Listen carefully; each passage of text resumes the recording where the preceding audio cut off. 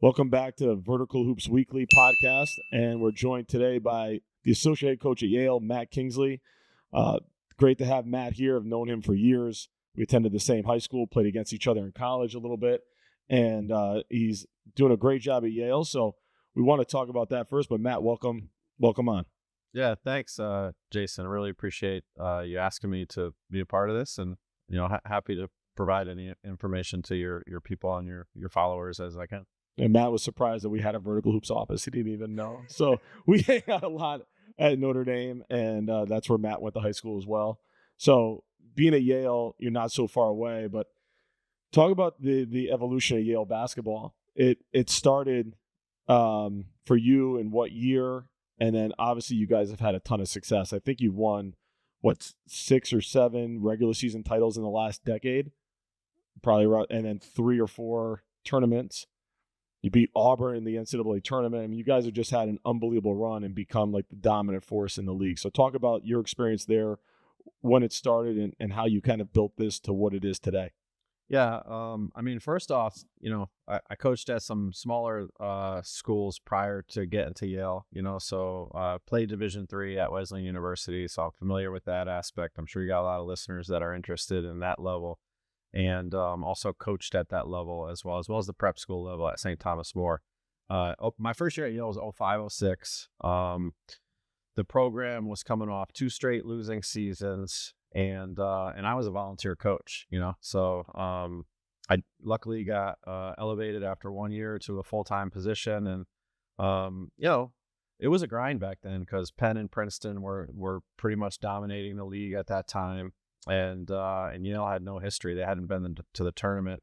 In 2016, when we finally went to the tournament for the first time, it had been 54 years. So back in 05-06, it was 44 years since they've been to the tournament. But, just a lot of building and grinding. And, Coach Jones is amazing. He's been a great mentor, and our relationship has grown. And when you have that kind of continuity, with your staff, and it's the same people teaching the same messages, talking about the same things, as long as it's the right stuff, that's really helpful. When you have a lot of turnover in your staff, and Division I staffs have, 4 or 5 or more people on staff, when you have a lot of turnover, it's hard to keep the continuity going in terms of consistent messaging and just personalities that the players are comfortable with. When it's a revolving door, they don't really end up getting comfortable with anybody. So there's usually a lack of trust then. So, but yeah, just building the program, and get lucky with a few recruits here and there, and things break the right way. And then in 2014-15, we won we won the league that year, and then that started basically 9 of the last 11 years we've won the regular season and/or conference tournament every 9 of the last 11 years. Regular season and/or conference tournaments 7 years in a row right now. So it's been a great run. It's been awesome. We're looking to keep going. It's wild, all that success, and it's got to go 44 years without making the tournament or winning the Ivy League, and then winning it, and now having the consistent success. I'm not saying it makes it easier, because every year you have to find the right guys and you have to redo everything again. And winning basketball games is so challenging. I watch the Ivy League championships, and I know how tight it is every year. I mean, you've had some heartbreakers, and then you've broken a lot of hearts in those games. Yeah. But now going out and recruiting, it's got to help you guys that you've had so much success, because you've become the standard in the Ivy League. So let's face it, there aren't a million kids who qualify to get into an Ivy League school and are good enough to play at an Ivy League school. And that pool is relatively small to recruit from. But when you're the best in the league, that gives you, I would think, a leg up on other programs that you're recruiting against. Yeah, definitely. When you can talk about winning championships and playing in the NCAA tournament, and I mean, we had 4 guys on the NBA Summer League rosters this past summer. 3 of them are on contract. And one of them was just picked up for the summer league. Parents and kids are interested in hearing about that, because everybody wants to play in the NBA, and that doesn't even, count for us talking about what you can do with your life outside of basketball if you go to Yale. So There's a lot of alumni connections, and what happens is it's like a snowball that you roll, and it starts to get bigger and bigger. Once you start winning, everybody wants to be a part of it. So the alums started to get much more invested in the program and want to do much more for us. And, that manifests itself in the ways of, our season ends and like, I can't have another steak at Capitol Grill. Like I can't have another one, so like they're treating us to great meals, and they're giving our guys internship opportunities. And, you just, it, like I said, the snowball just builds. And, when you can talk about that stuff and have examples of things that you've done for players in the past and talk about that stuff with recruits and their families, it just really, it makes the situation very attractive. And they're already talking to you in the first place because they have an interest in Yale because it's such a prestigious university. So, you have to build it and get to that point, which is very hard. But once you do, things can get a lot easier. So that's nice. And it's also interesting that in the new world of college basketball, you guys exist in somewhat of a, I mean, I could be wrong on this, in a time lapse where you're still in the old version of college basketball because you're not, and that's not to say that all the Ivy League schools, I'm sure this is coming and maybe it is and you could tell us, but you're recruiting without NIL budget. And maybe that's wrong now, but I would assume it's not as big as some of the schools you're recruiting against, some of these guys. But you're recruiting to a place where if you go to Yale and you get a degree, your future is really in a great place. You're setting yourself up for something that is special, but you're also recruiting and then winning NCAA tournament games against schools who have massive NIL deals. So, I mean, that speaks to your staff, and then you're picking the right guys in your development. But talk about that, like, just, are you guys in that time lapse? Is it like the older version of college basketball where when you're recruiting to Yale at this point? We have been up until the current day. We've been really fortunate through our success, and success can help your culture, right? Everybody's happier when you're losing. Like, stuff starts to manifest itself in negative ways, and so having so much success has made our players happy. And, with the team success, it's been individual player success. And so guys see their path to playing. They're seeing success individually for themselves on the court. And so we've been able to retain our roster year in and year out. But, a lot of our league has gotten hit by the transfer portal and impacted negatively, with just the amount of money being paid to kids through revenue share and NIL, making other options more attractive. But yeah, I mean, we've been impacted a little bit this past year. We just haven't had a season since, so we lost a couple players to the portal. One of them graduated, so he couldn't have played for us another year unless he, changed his major and made an argument to like stay at Yale for another year or something like that. But he graduated in 3 years, Samson. And then, Isaac, he had a lot of opportunities in front of him, and, it was going to be the best thing for his family, to take advantage of those opportunities. So, I still like our team. We did get a player out of the portal this year. There wasn't many portal, players we could have chosen from. But we think we got a really good one from a Division III school. He was an All-American. And we're excited about him, so we are in the portal a little bit. It's you think it's a small pool for us to recruit from at the high school level. It's really small once you get into the portal. So in terms of the time lapse, we're still, mostly recruiting high school kids. I think there's a lot of kids who are academically eligible to get recruited and get into Ivy League schools. So our pool is small, but it's maybe not as small as some people think. The thing is, like, we're accustomed to, playing at a certain level. So our pool is small, probably just as much because we're looking at such a small group of high level players, Yeah. I was going to say, like, you guys, it's what people think of the Ivy League sometimes that aren't going to games. They don't know your personnel. They don't see you to the NCAA tournament. They don't realize how good you guys are. And being the high school coach, calling you guys up, I've learned that. I learned that a long time ago, that we don't call you for a guy who's pretty good and has good grades. Like, the kid has got to be a national player to be recruited by Yale at this point. And but also, like, I think what you guys do a great job of, and you in particular, I mentioned it in the article in the Vertical Hoops Weekly newsletter this week, is development.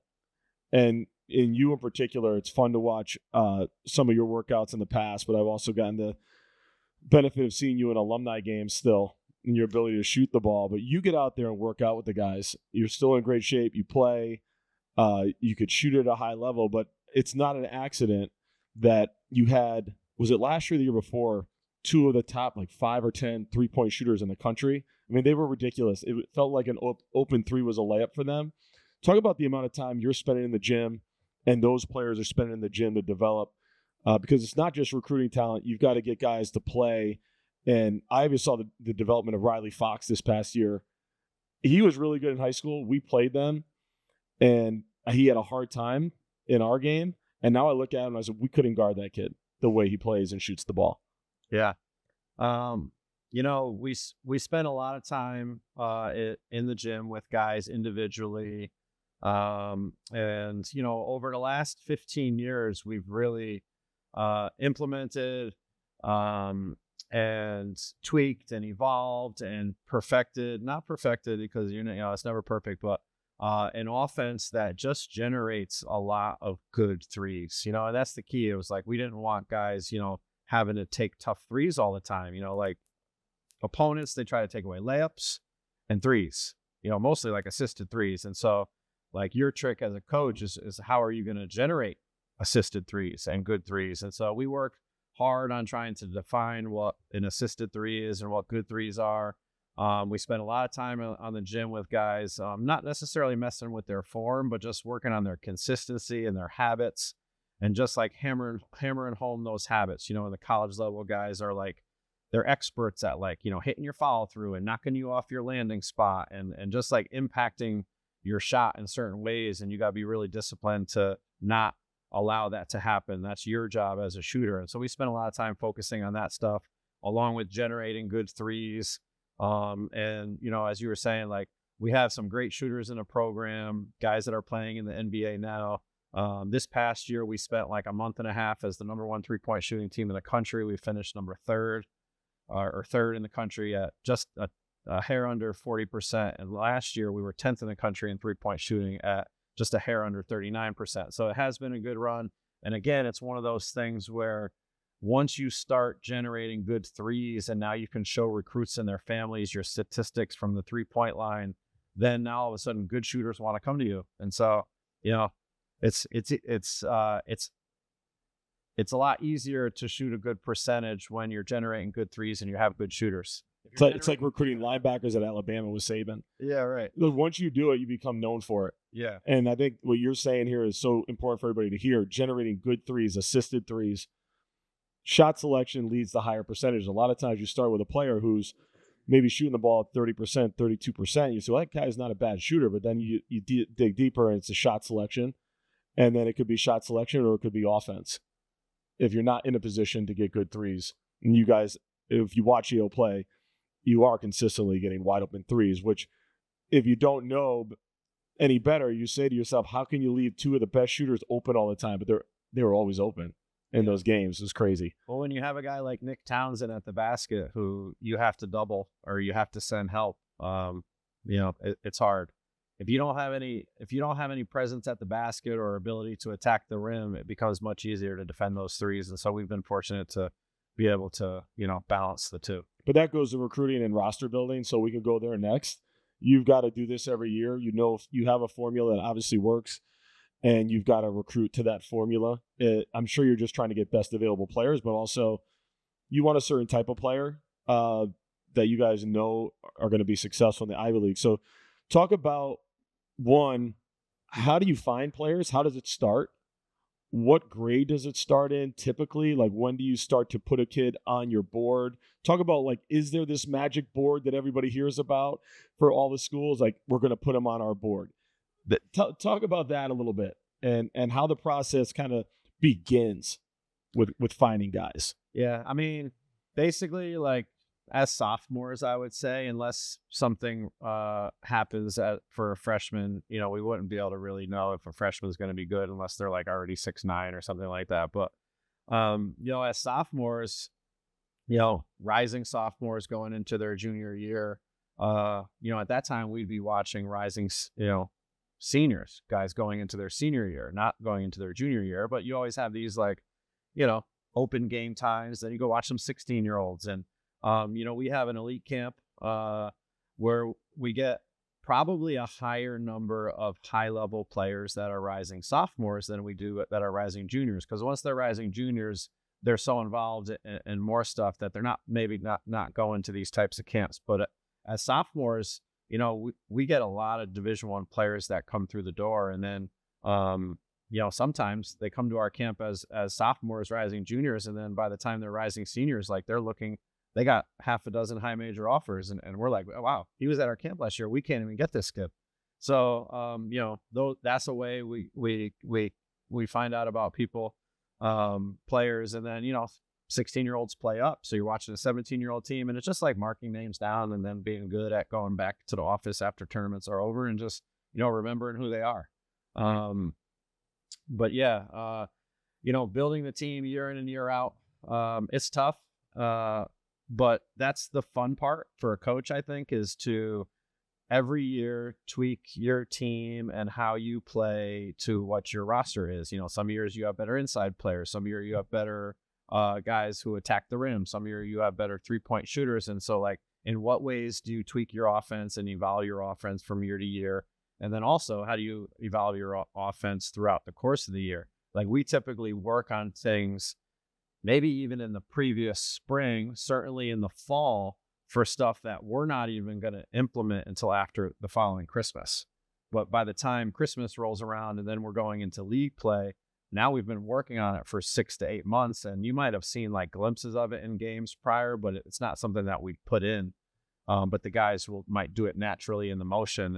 And then we can put that stuff in and actually hit the ground running and be good at it right away. So when you're looking at players and you're getting back to evaluation, what are you looking at? I mean, you're looking at size,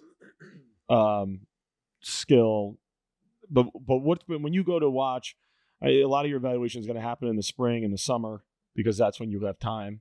You mentioned the camps. The Scholastic showcases now are 2 more weekends where you can get out and watch players. What are you looking for in players skill-wise, and then talk about like just from a standpoint of intangibles, character, how they respond to adversity, things like that?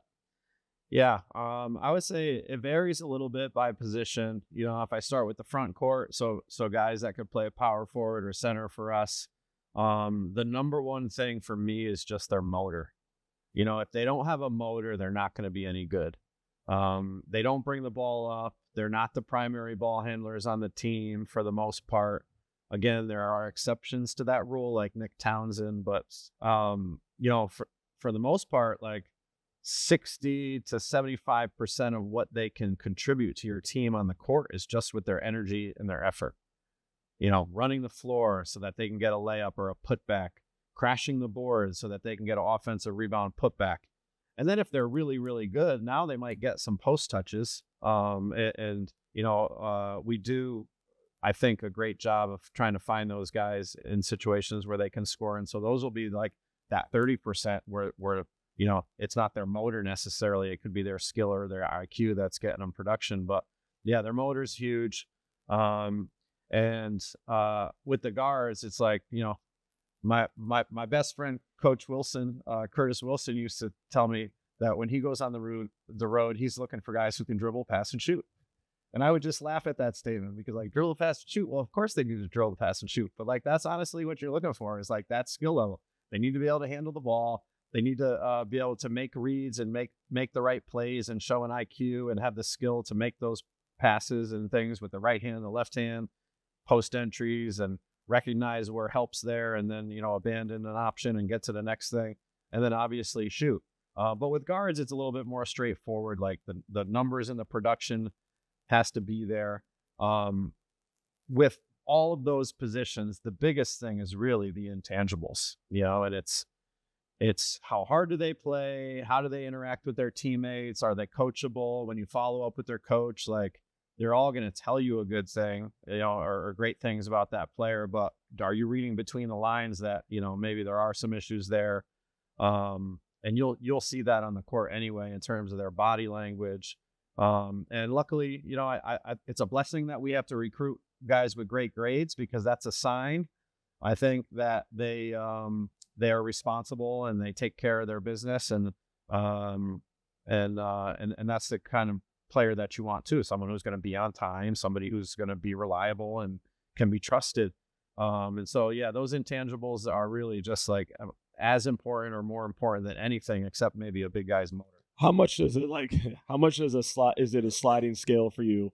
And what I mean by that is you have to trust that your culture and the program you guys have built, you and Coach Jones and your staff have built, is going to do a great job of incorporating a player. So there's going to be a little bit. There's no player I would guess that you're recruiting that is totally ready for your culture, your amount of work you guys are going to put in, the level of IQ needed to run what you're going to run, make the decisions you're going to make, right? So you're going to have I'm assuming you do recruit kids who have a little bit of bad body language once in a while, don't fit everything perfectly, but I'm sure there's a little bit of a sliding scale. Like, how good is that kid to deal with a little bit of that versus, right? Or is there like zero? Like, is it like a no bend because you guys are able to recruit the highest level of kid that's available to meets the Ivy League standards? There is no bend. There's an old saying, we say it sometimes in the office: you got to be better than your problems. Yeah, so that's great. You do bend at times, but only if you have to. Sometimes your recruits start dropping like flies and committing other places, and certain things, whether it's their grades or their grades relative to the rest of their class, because our class has to meet a certain level academically, or it's the financial aspect of playing in the Ivy League, and those things will determine that recruits are committing elsewhere, and now you're moving down towards the bottom side of your list, and it's like, well, this is the best player we have left on the board, but we got a couple red flags here. Let's dig into this prospect and find out a little bit more about him. So so you start talking to people in his circle and trying to find out, well, how bad is it? Is this something that we can work with? And so that does happen. You don't want to get to that point. But again, you got to be better than your problems. Yeah, I would say, is the juice worth the squeeze with some kids too? Like that's a big part of it. And we talk about the kids all the time. Just simple things that will stand out. Running to your sideline. One of my biggest pet peeves is kids who the hand up gesture on the court. And I don't know if that's something that you look at, but to me, it just screams bad body language. Whether you're saying at your teammates or at your coach. I guess the only level of only like this much acceptance is maybe when you sit at the official for a bad call, but even that becomes whiny if it's a habit that happens all the time. Yeah. Not just after an egregious missed call. But if you're constantly seeing that, it just speaks to excuses and, like you said, probably a problem. Yeah. I know. I honestly partially blame video games for that. I've seen players who literally look like the video game characters when they raise their hands and do that, and they're just like mimicking what they see their 2K player do. But yeah, we're trying to steer clear of that stuff as best we can, as most good programs are. So, it's definitely something that I think players want to avoid. Talk about parents and their role in your evaluation, not recruitment. And I think recruitment and evaluation are two different things. So when you get to recruitment, I would assume that you've already vetted the parents, you've talked to the kids. Now you want them, you're trying to get them to go to the school. But when you're evaluating, what role do the parents play in your evaluation of a player? I don't think they play much of a role in the evaluation of a player. We typically get in contact with the parents early on to get them involved, because choosing to go to a place like Yale is more of a family decision than, say, choosing to go to just a random scholarship school somewhere. So we get the parents involved pretty early, but I wouldn't say it's part of the evaluation. Certainly there could be some red flags of parents that are like overly involved, or asking the wrong questions, or things like that. But for the most part, they're sort of part of the next phase, I think. Yeah, that's fair. I mean, I think too, you said it earlier, the type of player that you're recruiting has good grades and does really well in school, and probably has a parent or two parents or grandparents or some guardian behind them that also is setting good values for them to do well in school. I think that is a lot of times kind of falls in line. Yeah. I don't think you're going to have a lot of parents who are running across to the score table yelling about the score being wrong or at the coach in live play. I've seen this happen many times. Tell me your schedule in the summer, like where, and Yale in general, where are you guys? Where is your staff in the live periods? Generally speaking, I mean, do you have a staff member at EYBL, at Adidas, at Under Armour? I saw a staff member this weekend at Made Hoops. Where are you, and the Scholastic showcases? Where are you guys going? Yeah, we spend most of our time at the, 3 major sneaker show circuits, Under Armour, Adidas, and EYBL. And then I would say, the next 2 places that we spend a good amount of time where we can evaluate the prospects that we know about, and also get a chance to, add more depth to our list and find some new prospects is Puma and Made Hoops, and also Hoop Group. So probably in that order. And then during the Scholastic, for our recruiting, like sort of basis, Chicago has been a really great place for us. We've had a lot of success there. We got 2 guys playing the NBA from there. California, Southern California in particular, but the northern part as well, has been a really good place for us. So we're going there during the high school showcases. We will go to one or both of the NEPSAC showcases in the Northeast. And then there's some of these places where I know you guys play for Notre Dame, like Philly, that takes teams from the entire region, different states. And so we might go to the DMV Live or Philly Live, and then we can see the teams from that state as well as like other states that travel there. There's the Mid-Atlantic, Blair Academy and Hun. And then Florida Georgia is another place that we've had some success. We see a lot of teams have down in those events during the Scholastic period. And the last place we might go is Texas. Interesting. But, just depending on who we're recruiting that year, we might go to Ohio or Minnesota or, another. Yeah, because if you're like, whether or not, again, even if you're in the recruitment phase, you may just go watch them. I know last year with we had guys, they just came to watch and just show their presence to be there to recruit him and try to, that they weren't there evaluating anymore. The offer was already made. And for people who don't know, the Scholastic periods are, I would say, relatively new, and they've added 2 weekends or 3 or 4 day segments where players can play with their high schools, but only their high schools, at Scholastic events, which are run by associations or leagues. You have to get approved by the NCAA, but these are not AAU weekends. They're very different from an AAU weekend because you're playing with your high school team. But I do think with the ones that bring together a lot of great teams, like we did the Connecticut one, it didn't really work because there's just not enough players there. If there's one player, Yale is not going to send a staff member for one player at a showcase, right? You're not going to spend that kind of resource. You have to go where you get to see multiple players. Yeah, you got to get some. It's not bang for your buck, but it's bang for your time, because you only have a small amount of time to see them with their high school team.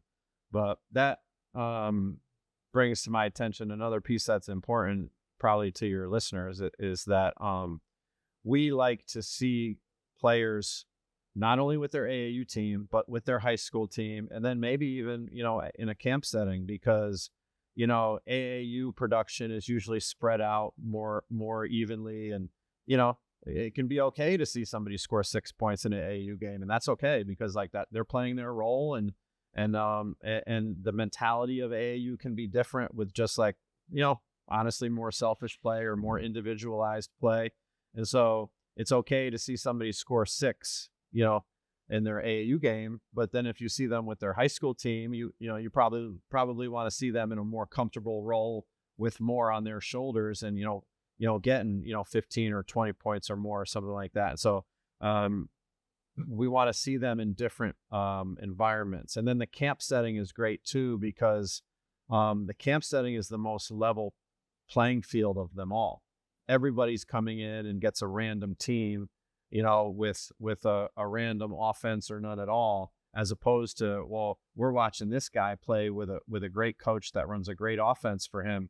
And then we're watching this other player who I might even think is better, but the coach doesn't do anything for him. And he's just got to go out and like fend for himself, but he's really talented and he's got a great IQ. And so, at the end of the day, from a recruiting standpoint, we like to see guys in multiple environments and then kind of piece it all together to figure out, what they can do and if they, fit our program. That's like a great point. That's a fantastic point. You want to see all three. I think I agree with you on the high school team. I love my guys that they get an opportunity to play with our team now and run our system, and they do tend to look better in that setting. I feel like, in the camp setting too. I do think camp settings, though, maybe the point guard gets a little bit of an advantage. I know one of our former players, Zach Laput, when the NCAA was doing the regional ones, I don't know if you remember those. Like they only did it for 1 year, and I think COVID hit, and those were really good. But Zach happened to get on a team that he just did not touch the basketball ever, and so it could be tough too if you're in the wrong camp setting. But I think, like you're saying, as a coach, if you see a player you're evaluating or recruiting at all three levels, you've seen enough basketball, you're going to be able to put together a pretty clear picture of what he can do and capable of. And can he play for Yale or not? Yeah, and I think most good programs, whether you're talking about Division III, Division II, Division I, we're looking for guys that know how to play. All right. And so that means like they're not ball hogs, they're not shooting every time. If the extra pass is there to their teammate, they're making it. And so they can get their fair amount of shots without sort of being that guy that just like shoots every time. In camp and AAU setting, a lot of times I was commenting to our staff in a group text about I haven't seen one possession where more than one pass was made before a shot went up. And, that makes me not want to recruit, whoever the guys are that are initiating those possessions and not passing the ball. So even if those guys are on the list, that's not a turn on, even if they score a lot of baskets. I'm trying to see somebody who's like making their teammates better, and has trust in their teammates and their teammates have trust in them and that sort of thing. Cause that's, at the end of the day, it's a team game. It's another great point. I think also what separates Yale from other programs, and that I get the opportunity to talk to a lot of college coaches, and I have a lot of respect for all those coaches, but I can also tell you over the years now and building up my own experience in these conversations, watching the colleges, there are college coaches who I think just do it better. And with those kind of comments and those kind of like evaluating techniques, why you win, I think that's just my opinion. Last word, Matt, we'll leave it with this advice for parents, whether they're 7th or 8th grade kids or high school kids, who are later in the process, just general advice for them moving through this kind of basketball journey, which can be a little bit stressful sometimes.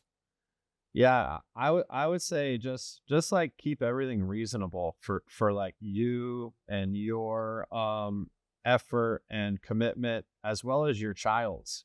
The more crazy decisions you're making in terms of like, traveling an hour or two to practice with a team, like